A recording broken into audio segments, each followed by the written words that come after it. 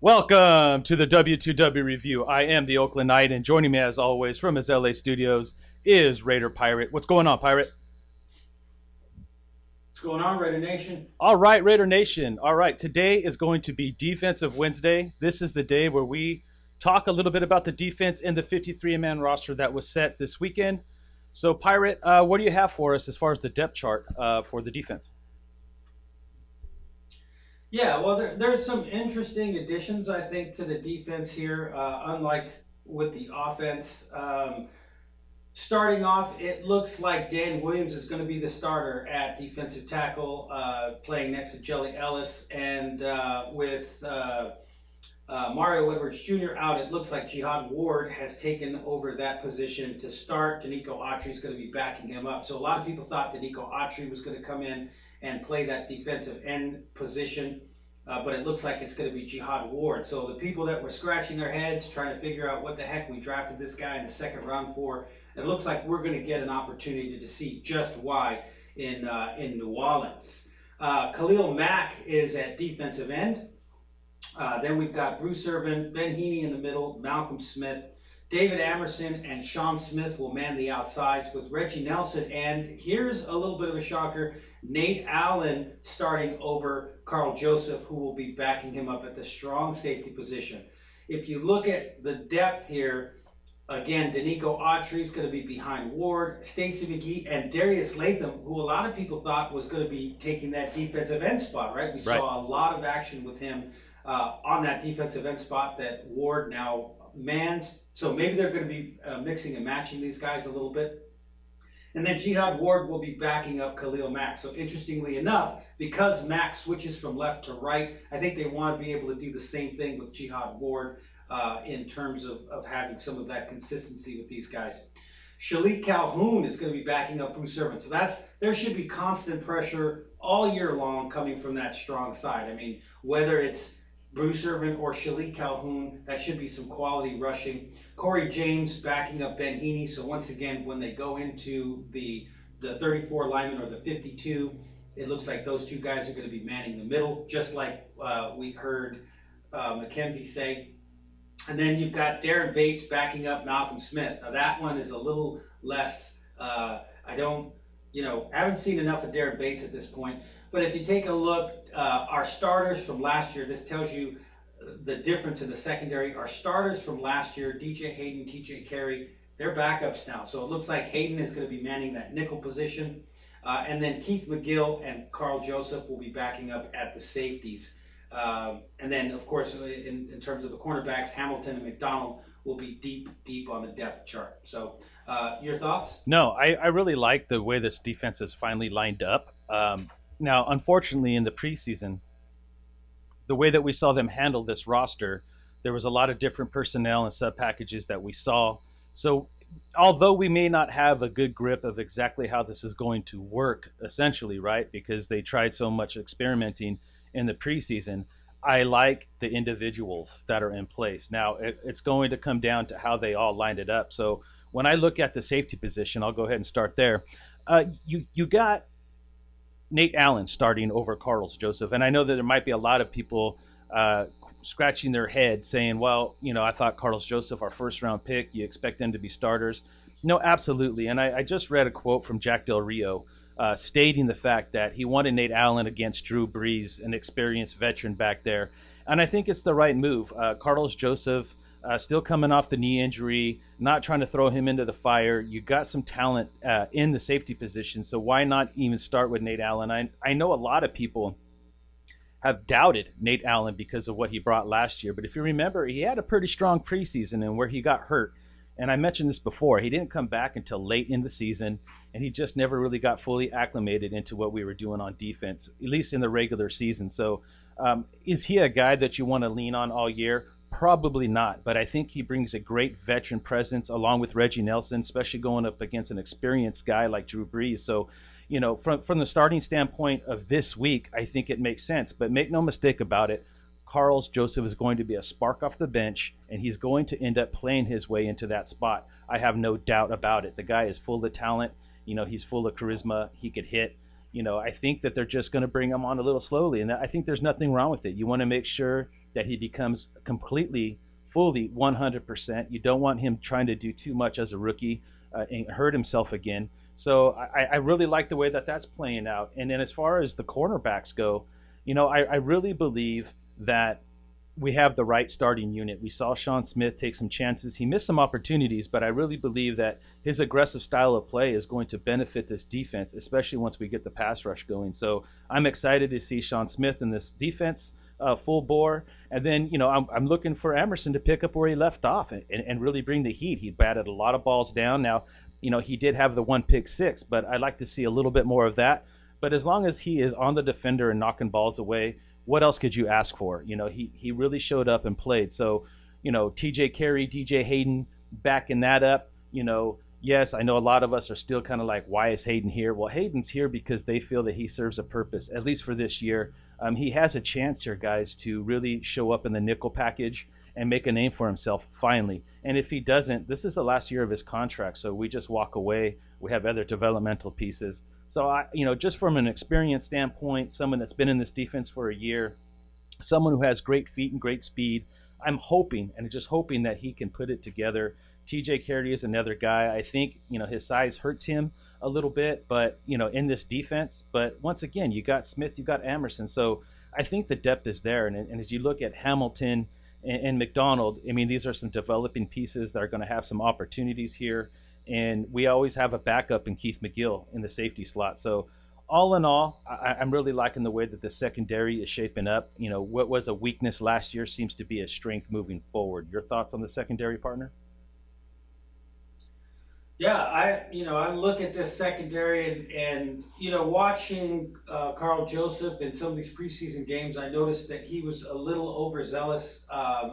He's getting caught up in where the run is going as opposed to just sort of flowing naturally with it and reading his keys. He was just moving inside, getting caught inside a lot. And they're going to be going up against Kobe Fleener. This is a quality style of tight end. You're going to have to be able to run around out there with them. So I think that they probably just figured, what, for right now, let's let this kid continue to develop and let's see, what he's got. They know what Nate Allen has. Even though Nate Allen was injured, he was able to practice. He was able to come back. I saw some things that were really good from Nate Allen in the preseason. I saw some things like him jumping up in the air for no reason and letting the play go for 60 yards, on another play. But again, we used him at free safety a lot last season. So how he's going to transition to the strong safety. Reggie Nelson, I feel really good about. I think that he can do some things. And again, David Amerson, just watching him, he got beat a couple of times, but then he'd come back and he's just got that length and he's just able to kind of lean over and knock the ball away. He doesn't get shaken. He's not one of those guys that gets down and lets you, pick on him all game long. And that's a really, really good thing.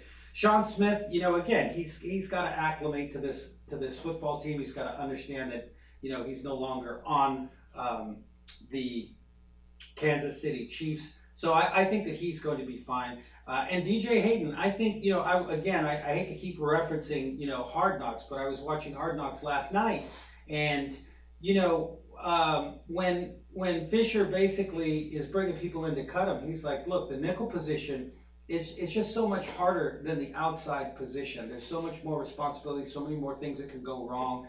The technique is different. If you can play this position and you can play it well, this is a starting position. Most people don't understand. In the National Football League, the nickel cornerback in a lot of games, more games than not, is going to be one of the guys out there the first play of the game because most teams are going to come out in your 3 wide receiver sets. So if he can do that and you look at it and say, okay, we've got Emerson, Smith, and Hayden, well, at that point, you're looking at this guy not being a bust, right? When Denver brought in Roby or when Kansas City, all of these guys, they bring in these, they use first-round picks on these guys that come in and they play the nickel. We're not sitting there like, oh my God, that guy's a bust, right? DJ Hayden hasn't shown that he can consistently play in the types of defenses that he was in prior. But if he can show that he can play in this particular defense, and if he can't, then we know that Carey can. I think we're in a good position. I think they're giving him one last shot.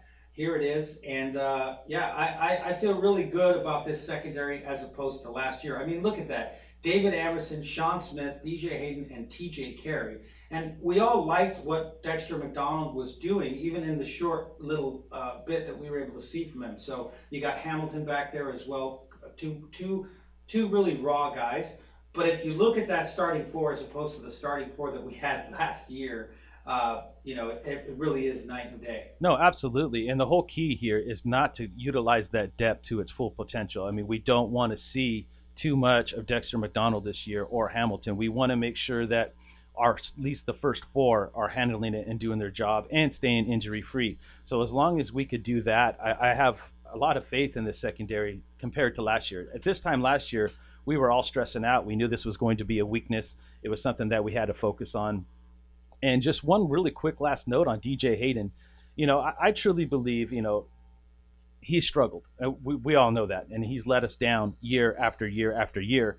But I think he's finally given a position where the pressure is not off him. Now, the pressure part, I get it. A lot of you guys will say, well, if you're a first round draft pick, that comes along with it. And to be a football player, you need to be able to handle that pressure.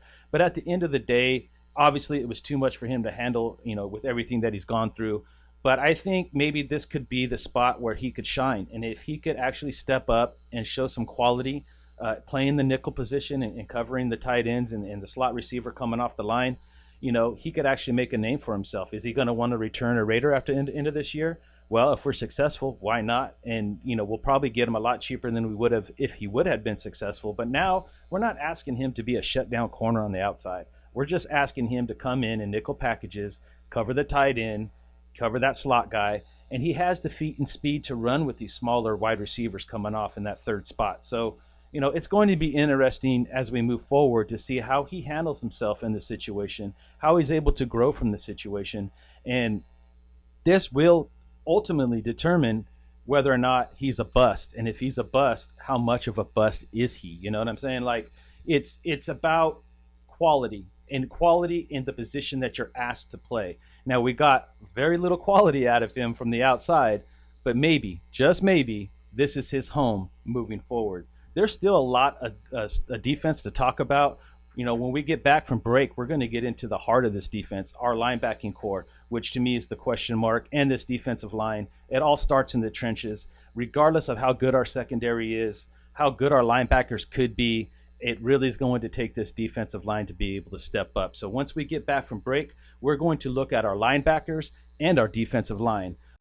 Carpets is celebrating the holidays with a huge inventory clearance sale. We have the best prices and guaranteed installation. Why would you buy anywhere else? Whether you're looking for laminate, vinyl, carpet, tile, or wood, we have it all. Save up to 50% on selected items. Room-sized rugs, only $69. Visit Carpets at one of our 6 Bay Area locations or call us at 1-800-355-4MMM. All right, welcome back to the W2W Review. I'm the Oaklandite, joined by the Raider Pirate. We are going to start getting into the linebackers and defensive line. Now, this is something that I know both of us are excited about, especially this defensive line. We expect a larger pass rush from this football team. But before we get into the defensive line, let's take a look at the linebackers. Pirate, your thought on these linebackers?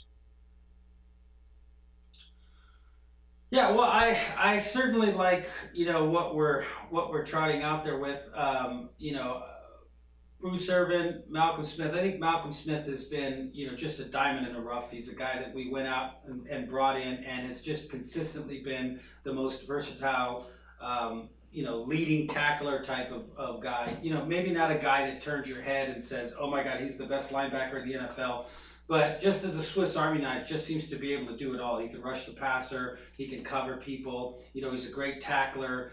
He's not out of position. Extremely smart. Then you've got Ben Heaney that I think we're going to now, as we said before, now that they've adjusted this defensive line, now that you have Jihad Ward and Khalil Mack and Dan Williams and Justin Ellis all in there at the same time, I think we're going to see a lot of different things from Ben Heaney than we saw in the preseason, where he was running around there, running almost across a 4-lane highway filled with buses, right? Right. It's really hard to make plays that way.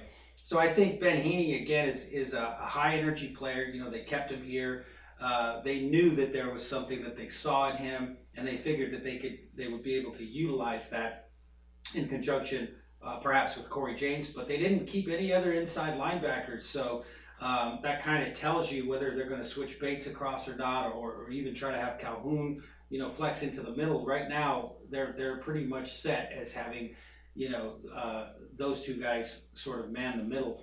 And then obviously Bruce Irvin, we're looking for something. We're hoping that he's going to be able to apply that rush. But I think we saw enough of Shili Calhoun and his progression to know that if Irvin does struggle, which it's way too early for us to even say that, but if he does struggle, we can go to a guy that is supremely talented, just like Irvin, in Shili Calhoun. So they should be able to bring pressure from both the defensive end spots. And once they begin rotating in Jihad Ward into the center and Mario Rashuder comes back, they should be able to get more pressure up the middle. So we should be able to have pressure on the outsides, up the middle. We should be able to bring pressure from Bruce Irvin's position as well. And then I like what we might be able to do once Carl Joseph does get inserted into the starting lineup, with being able to bring pressure from there. One thing about Heaney you got to remember is this guy knows how to blitz. And I think that that's a very interesting facet. There's a lot of middle linebackers that do a really, really good job. But when it comes down to shooting that gap and really, you know, taking that quarterback to the floor, a lot of those guys just don't have that talent. I mean, I've seen this guy make some hellacious hits on quarterbacks just in the last couple of years. So he knows how to get there, which I think is another area where you could be bringing some pressure. Well, this is what I want to say about the linebacking core. Even though it's my biggest question mark on defense, I believe that it has the full potential to rise to the occasion. Now, unfortunately, I think for the first at least quarter of the season, we might see the struggles continue a little bit there. I mean, we got to exactly evaluate what we have as it pertains to 4 quarters of real football. But once again, like you said, Malcolm Smith has been that Swiss Army knife. He's been that one consistent player that we could rely on. And let's remember, he carries a green sticker as well, so he could always take over the Mike spot, whether he's doing it from the outside or from the inside. So he understands what Ken Norton is trying to put forward. And, you know, he's our backup plan moving forward. You know, Ben Heaney, you know, really is the one spot that we're all sitting here right now after preseason wondering, what is Ben Heaney going to bring to the table? There's only two things I've seen him truly struggle with. Number one is obviously dropping back deep enough and being able to cover the tight end of the seam.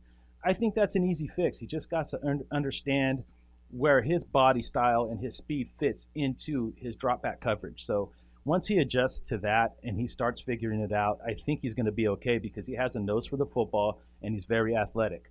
You know, the other thing, and this is probably going to be his hardest task. I mean, if you look at the preseason and what he struggled with the most, yes, the defensive line wasn't holding the real estate good enough for him. I think that'll be fixed. But with that being said, he still has to improve of being able to get off the blocks, whether it's an offensive lineman or the fullback. He's got to be able to shed these guys and cover his real estate and hit that gap. Now, this guy is completely athletic. I have 100% faith that he could figure this all out. And let's face it, Corey James did a better job at both those areas that I talked about. However, Corey James is a rookie, and he's not going to be able to come in here right away and acclimate himself into this defense the way that we want to. Ben Heaney gives us the best shot there. So, you know, we have to see this develop, and we don't want to put too much on Corey James as a rookie. I mean, at least that's my opinion. You know, let Ben Heaney figure it out. Corey James could be the backup plan. And like you said, I think there's capable guys like Calhoun or Bates that you slide into the inside, or even if you put, you know, Heaney on the weak side and slide Malcolm Smith in the middle, whatever. I think, once again, we got some versatility there. There might be some adjustments. Hopefully we don't have to adjust at all, because if we don't adjust at all, that means everything's clicking. But when you look at that strong side backer spot, I mean, I think the talent, especially from a pass rush perspective, is there. Irvin, Calhoun, they show it time and time again. They have the ability to get to the passer. Bruce Irvin is a proven guy that could drop back into coverage and cover the flat really well. So, I mean, the idea was to bring him in to be purely a pass rusher. But I believe that if it's a strength that we need, this coaching staff is ready to make that move. So I'm personally going to be looking for, you know, Bruce Irvin maybe early on doing a little bit more than he planned on when he came here. But as Calhoun adjusts to the NFL and the speed and all the different looks he's going to get from these offenses, look for Bruce Irvin to be more acclimated into rushing the passer, and then Calhoun will do the covering and all. We've got all kinds of options here, and that's what excites me. So this linebacking core, even though it's a weakness right now, in my opinion, on this defense, it's got tremendous potential, and I'm very excited to see them start to put it together here in Week 1 against the New Orleans Saints. With that being said, though, everything, whether you're talking about our secondary or our linebackers, it's really going to take our defensive line to rise to the occasion. Now, we're bringing a returning staff that I think started to get it last year towards the end of the year. When you look at Khalil Mack, Justin Ellis, Dan Williams, yes, Mario Edwards Jr. is hurt at the moment, but he will return. And even bringing a guy like Autry back into the mix, is going to be able to give us a lot of the same looks we saw late in the season last year, where our pass rush and run stopping ability, seem to improve. What are your thoughts, Pirate, on this defensive line and how we got some returning players, but some great young talent to add to it? Well, I think we talked about this yesterday offensively, and again, if you watched the Friday show, we were talking to a guy from the Saints Nation podcast. Everything on offense or on defense starts from the lines. It doesn't matter if you have the best quarterback, the best wide receivers, or the best running backs. If you got a horrible offensive line, you're probably not going to do too much. Same thing with the defensive line. If you're not strong in the trenches, you can have the best linebackers in the world, but if they're getting buried by 350-pound guards, and you can have the best wide receivers in the world, but if the quarterback can just sit back there for 6, 8, 10, 12 seconds, which never happens in the NFL, but even 6 seconds, 5 seconds, right? The average time is 2 seconds, get rid of that ball, right? So once again, it starts up front with this defensive line. Now, you got a guy like Jihad Ward, big, strong, athletic. You got Dan Williams being reinserted into this lineup. Okay, big boy, it's for real now. You can't be getting pushed around. Justin Ellis, you're probably not going to be getting double teamed quite as much because Dan Williams is now in there with you. But when you do get double teamed, you got to keep those guys off the linebackers. And then Khalil Mack, who's extremely strong against the run, but once he realizes it's a pass, is able to get back there and do the things that he has to do. This could be a dominating defensive front, and like you said, when with the return of Mario Edwards Jr., and even Danico Autry, moving him in and out. We got to remember, Autry was dealing with that wrist injury. He had the club on, couldn't use his hands correctly, therefore his technique was off. We saw him, as he started getting healthier and healthier, begin to really turn into a monster. Stacy McGee and Darius Latham in the middle also offer versatility. So I think that this is going to, I think they're going to do well against the run like they did last year, but I think that they will certainly improve against the pass. And if this defensive line can stop people from running on us and force people to start passing on us, then you'll see the rest of this defense begin to flourish. And one thing about what you said with Ben Heaney, both of the things that you talked about are obviously coachable. If he didn't have the athletic ability to do it, that's a different story. You can only coach a guy. They used to say all the time, you can't coach speed. You can't coach athleticism.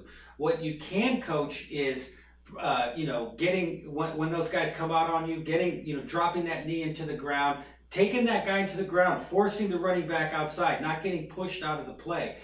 Dropping back far enough and trusting in the guys in front of you that they're going to be able to make the play when they have to. Just doing your job. Those types of things are coachable. You increase what's happening or you solidify what's happening on the defensive line.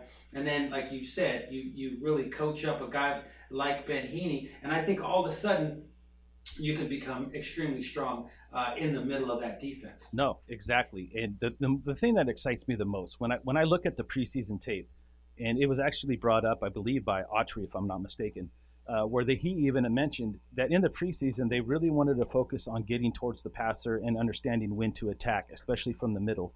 So I'm not saying that they overlooked the fact that they were getting run on all over the place. I just believe that going off what they know, what their starters are, when I'm talking about Dan Williams, Justin Jelly Ellis, and even a guy like Stacy McGee, Khalil Mack, etc., all these returning pieces, we were really strong against the run last year. It was one of the strengths of our defense. Yes, we had some letdowns in the season, but for the most part, we were really good against the run. So I believe this coaching staff understood that we were going to be okay in the run. I mean, yeah, we got to work on Heaney, like we talked about, but he's definitely coachable. But as we move forward, I think the run game will improve. Our run defense will improve. Now it's all about getting the pressure. And that's where I'm excited about guys like Latham and Jihad Ward, two big guys, strong, powerful speed guys that can do a lot with we already know that Mario Edwards could do. So, the only question mark I would say at this point for myself, looking ahead into the season, is making sure that we have the right personnel early on and utilize our sub packages correctly. Because as we all know, guys like Latham and guys like Jihad Ward are going to need some time to develop in the middle. They're going to have to be able to, really strengthen up themselves and understand what the offense is doing and the power of some of these offensive lines that are going to be playing at an all new high level. That's why I was really excited to see that they used Jihad Ward a lot with the first team, because that just shows me that not only do they believe in the skill set that he brings, but that they got him used to going up against these bigger, stronger, more powerful offensive linemen early on. And if you noticed on too, they really put Latham in the same kind of situation. So they were literally getting these guys prepared for the regular season. So as I look at this defensive line as a whole, we know what Khalil Mack's going to bring. Khalil Mack is the all-around player. And with the addition of Bruce Irvin and no issues and Calhoun being able to step up, they finally got him listed as a full-time defensive end. So they can move him around from that position. Don't see him actually playing too much at the linebacker spot unless there's some injuries or a need to. So Khalil Mack is going to be able to focus on his craft, which is to make sure that he secures the edge and go get that quarterback. So I'm just really excited. The one thing that I know that we're going to need is to be able to get Mario Edwards Jr. back. And once we do that, I mean, we are going to be solid from one end to the next. And, the depth pieces there with Autry, McGee, Latham, Ward, these are guys that are going to shine. And even from the linebacker spot, bringing Calhoun up to the defensive line, we saw what he's able to do. So there's plenty of playmakers on this football team across the defensive line. They scared us a little bit. It was a little shaky moving forward, but I know that moving forward that this team is going to be able to excel. All right, Raider Nation, that's going to wrap up the show for the day. That was the 53-man roster on defense and what we kind of expect short term. Don't forget to follow us on Facebook, Instagram, and Twitter, all at The Will to Win. As well, if you have any questions or concern, to email us at thew2w@gmail.com. That is thew2w@gmail.com. All right, guys, till tomorrow for the Raider Pirate. I'm the Oakland Knight. You stay Raider strong.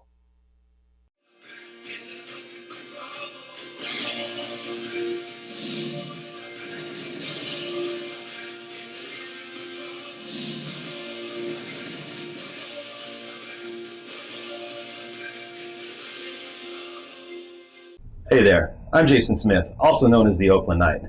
We'd like to thank you for watching the Will to Win broadcast here on YouTube. And if you would like to stay up to date for more content like this, go ahead and hit the subscribe button down below. Or you could click any one of the videos on the side to watch more great videos. Thank you once again, and stay Raider strong.